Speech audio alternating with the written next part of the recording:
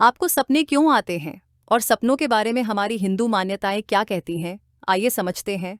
जब हम सोते हैं तो हमारा शरीर स्थिर और शांत रहता है, लेकिन हमारी आत्मा एक अद्भुत और रहस्यमयी यात्रा पर निकल पड़ती है।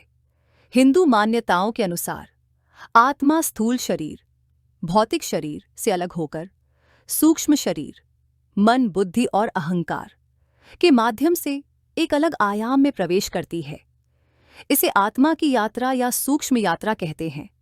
इस दौरान हमारी आत्मा भौतिक संसार की सीमाओं को पार करके ऐसे स्थानों और लोकों में जाती है जो हमारी जागृत अवस्था में पहुंच से बाहर हैं। कहा जाता है कि आत्मा अपने कर्मों का हिसाब देखने के लिए यात्रा करती है।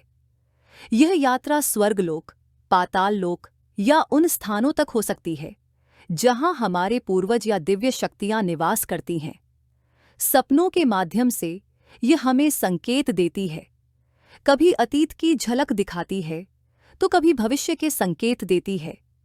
इस यात्रा में आत्मा अपने अनुभवों को हमारे अवचेतन मन में संजो देती है, जो हमें सुबह उठने के बाद सपनों के रूप में याद आते हैं। आत्मा का यह सफर केवल भौतिक स्थानों तक ही सीमित नहीं होता, यह ब्रह्मांडीय ऊर्जा और भगवान से जुड़ने का एक माध्यम भी है। आत्मा भगवान से प्रेरणा लेकर हमारी चेतना को नई दिशा देती है।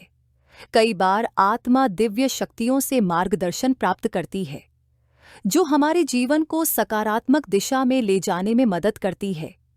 नींद के समय आत्मा की यह यात्रा हमें यह समझाती है कि जीवन केवल भौतिकता तक सीमित नहीं है। आत्मा का यह सफर हमें अपने भीतर झांकने, अपने कर्मों को समझने और भगवान के करीब आने का अवसर प्रदान करता है।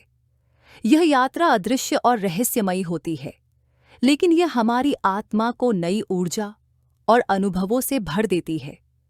इसीलिए सोना न केवल शरीर को आराम देने का समय है, बल्कि आत्मा के लिए एक नई दुनिया की खोज का अवसर भी है।